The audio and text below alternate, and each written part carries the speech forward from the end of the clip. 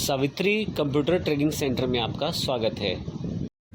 यदि आप फाइल पे क्लिक करें तो इसमें फाइल से रिलेटेड बेसिक ऑप्शंस आपको मिल जाएंगे। इनमें सबसे पहले जो बेसिक ऑपरेशंस हैं उनकी जानकारी हम ले लेते हैं, जैसे सेव। आपके पास जो फाइल है अब उसे दोबारा प्रयोग करने के लिए अपने कंप्यूटर में सेव कर सकते हैं।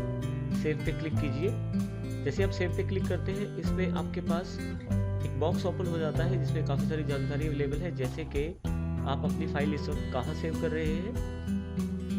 तो ये आपको जानकारी दे रहा है कि कहाँ फाइल आपकी सेव हो रही है पाथ वाइज। जो लेफ्ट पेन है आपका उसमें देखिए यहाँ पे आपकी ड्राइव्स की जानकारी है। डी पे डाटा रखना चाहेंगे या ई पे या सी पे। तो मान लीजिए मैं अपनी फाइल की जानकारी डी में एक पर्टिकुलर फोल्डर है कंप्यूटर एग्जाम्पल्स के नाम से, उसमें एक्सेल एग्जाम्पल्स के नाम से फोल्डर है, उसमें रखना चाहता हूँ। और फाइल का नाम जो मैं देना चाहता हूँ वो दे सकता हूँ। फाइल नेम के बॉक्स में मैंने अपने फाइल का नाम दे दिया और जैसे ही मैं सेव पे क्लिक करता हूँ मेरी फाइल सेव हो जाती है। फाइल सेव होने के पास ये जो नाम है मेरे पास ऊपर इस तरफ दिखाई देता है कि ये मेरी फाइल सेव हो गई है। इसी तरह से मैं सेव एज कर सकता हूँ, इसी फाइल को किसी दूसरे नाम से सेव कर सकता हूँ। एक तरह से आप ये कह सकते हैं कि डुप्लीकेट कॉपी बना सकता हूँ। सेव एज माई फाइल 1 के नाम से सेव कर देता हूँ। इस तरह से फाइल पे ओपन का ऑप्शन भी अवेलेबल है। आप चाहें तो किसी दूसरी फाइल को खोल सकते हैं जो आपने पहले से सेव की हो। ओपन पे क्लिक करें। हमारे पास काफ़ी सारी फाइल्स अवेलेबल है ये एक्सेल की। तो जो फाइल मैं क्लिक करके ओपन करना चाहता हूँ उस पर क्लिक करके ओपन कर दें। देखिए मेरे पास पूरी जानकारी अवेलेबल हो जाएगी उस फाइल की। ऊपर हमारे पास नाम भी बदल जाएगा उस फाइल का। तो इस तरह से आप प्रयोग कर सकते हैं दूसरी फाइल। इसके अलावा किसी फाइल को बंद करना है तो क्लोज से बंद कर सकते हैं। आप यही काम यहाँ से भी कर सकते हैं इस क्रॉस एरो से। यदि आप ऊपर से बंद करते हैं तो पूरा एक्सेल एप्लीकेशन ही बंद हो जाएगा आपका। नीचे से बंद करेंगे तो पर्टिकुलर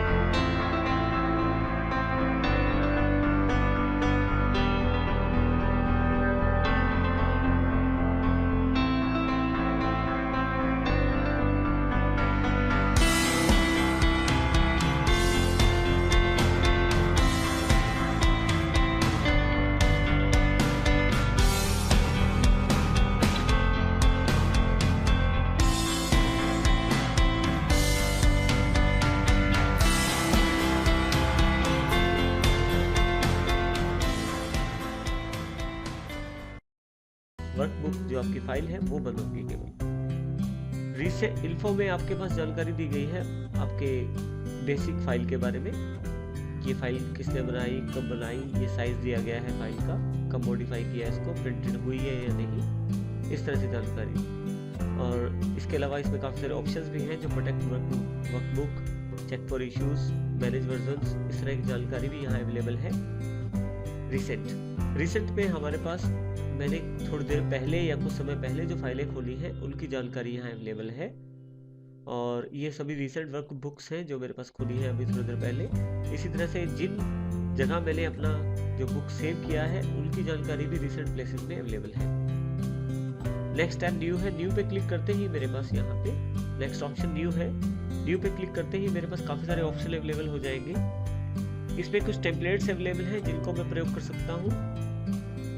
रिसेंट टेम्पलेट्स है, सैंपल टेम्पलेट्स और ब्लैंक वर्कबुक जो कि बिल्कुल खाली बुक होती है उसका प्रयोग कर सकता हूँ। और मैं चाहूँ तो ऑनलाइन काफ़ी सारी इंफॉर्मेशन अवेलेबल है office.com पे, उनका प्रयोग भी मैं कर सकता हूँ अपनी शीट्स को तैयार करने में, अपने डेटा को तैयार करने में। ब्लैंक वर्कबुक तैयार करने के लिए मुझे यहाँ क्रिएट पे क्लिक करना पड़ेगा। जैसे मैं क्रिएट पे क्लिक करता हूँ मेरे पास बिल्कुल ब्लैंक वर्कबुक अवेलेबल हो जाएगी जो कि एक नई फाइल के रूप में है। आप चाहें तो इस फाइल को प्रिंट भी कर सकते हैं। प्रिंट पे जैसे ही आप क्लिक करते हैं यहाँ काफ़ी सारे ऑप्शंस अवेलेबल हैं। क्योंकि मेरी फाइल बिल्कुल खाली है तो यहाँ मैसेज दिया गया है Microsoft Excel didn't find anything to print. मैं फाइल खोल लेता हूँ जिसमें जानकारी हो। इसके लिए मैं रिसेंट का प्रयोग करता हूँ। कंपनी डेटा की फाइल खोल लेता हूँ। अब फाइल पे जाता हूँ मैं यहाँ से। और प्रिंट ऑप्शन का क्लिक करता हूँ। देखिए यहाँ प्रिंट प्रीव्यू अवेलेबल हो जाएगा मेरे पास, जिसकी मैं प्रिंटिंग चाहता हूँ। यहाँ से मेरे पास कुछ जानकारी अवेलेबल है, जैसे कि कितनी कॉपीज निकालनी है उस फाइल की मुझे, और मेरा प्रिंटर कौन सा है। यहाँ मेरे प्रिंटर का नाम अवेलेबल हो जाएगा यदि आपका प्रिंटर इंस्टॉल्ड है तो।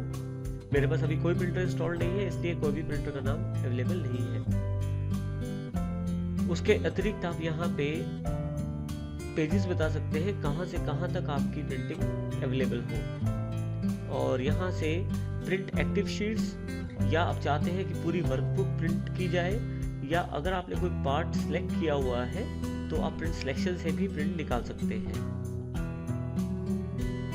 इसके अतिरिक्त कोलेटेड ऑप्शंस अवेलेबल हैं, जिसमें आप सेट वाइज डेटा निकाल सकते हैं, जैसे कि आपके पेजेस, जैसे यहाँ हमारे पास 9 पेज दिखाए गए हैं फाइल में। तो अगर मैं कोलेटेड ऑप्शन ऑन करता हूँ तो पहले एक सेट निकलेगा 1 से 9 पेजेस का, फिर दूसरा सेट 1 से 9 पेजेस का। इस तरह से जितनी कॉपीज मैं बताऊंगा उतने सेट वाइज मेरे पास कोलेटेड बुक्स तैयार हो जाएंगी। और यदि अनकोलेटेड करता हूँ तो मान लीजिए मुझे 5 प्रिंट आउट चाहिए, तो पहले फर्स्ट पेज के 5 निकलेंगे, फिर सेकंड पेज के 5, यानी कि ये कोलेटेड ऑप्शन में नहीं होगा, अनकोलेटेड ऑप्शन में होगा। इसके अतिरिक्त यहाँ से पेज साइज चूज कर सकता हूँ मैं। पेज साइज आपकी आवश्यकता अनुसार हो सकता है। नॉर्मल पेज साइज A4 है, जो कि 4 स्टेट पेपर होता है। इसके अतिरिक्त आपके प्रिंटर पे भी निर्भर करता है कि वो कितना बड़ा पेज साइज निकाल सकता है। तो आप मुख्य पेज साइज यहाँ से सेट कर सकते हैं, जैसे मैंने यहाँ A4 सेट कर दिया है। और नेक्स्ट ऑप्शन जो हमारे पास अवेलेबल है मार्जिन का, नॉर्मल, वाइड, नैरो मार्जिन, 3 तरह के मार्जिन अवेलेबल है यहाँ पे। आप चाहें तो कस्टम मार्जिन से अपना मनपसंद मार्जिन भी सेट कर सकते हैं। नॉर्मल मार्जिन, वाइड मार्जिन में मार्जिन ज़्यादा हो जाएगा तो डेटा कम आएगा इसमें। नैरो में मार्जिन कम हो जाएगा और डेटा इसमें ज़्यादा आएगा। जैसे वाइड को क्लिक करता हूँ तो देखिए यहाँ पे मार्जिन ज़्यादा होने की वजह से डेटा कम आ गया, और इसी तरह से अगर मैं नैरो कर देता तो उसमें डेटा ज़्यादा आ जाता है और जगह भी ज़्यादा हो जाती है। बाय डिफ़ॉल्ट नॉर्मल मार्जिन पे प्रिंट करते हैं हम इसे। इसके अतिरिक्त आपका जो डेटा है उसको आप किस स्केल पे प्रिंट करना चाहते हैं। फिट शीट ऑन 1 पेज, एक शीट जो है एक पेज पे प्रिंट हो जाए उसका, और क्या सारे कॉलम एक पेज पे प्रिंट हो जाए, या एक सारी रोज एक पेज पे प्रिंट हो जाए। इस तरह से आप अपनी ऑप्शन सेट कर सकते हैं, और जैसे ही आप यहाँ से प्रिंट की कमांड देते हैं प्रिंटिंग आपके पास अवेलेबल हो जाती है। Next option save and send का है। आप इन ऑप्शंस का प्रयोग करते हुए अपनी फाइल को सेव भी कर सकते हैं और सेंड भी कर सकते हैं। सेंड यूजिंग ईमेल, आप डायरेक्ट मेल कर सकते हैं, मेल से रिलेटेड ऑप्शंस सेट कर सकते हैं।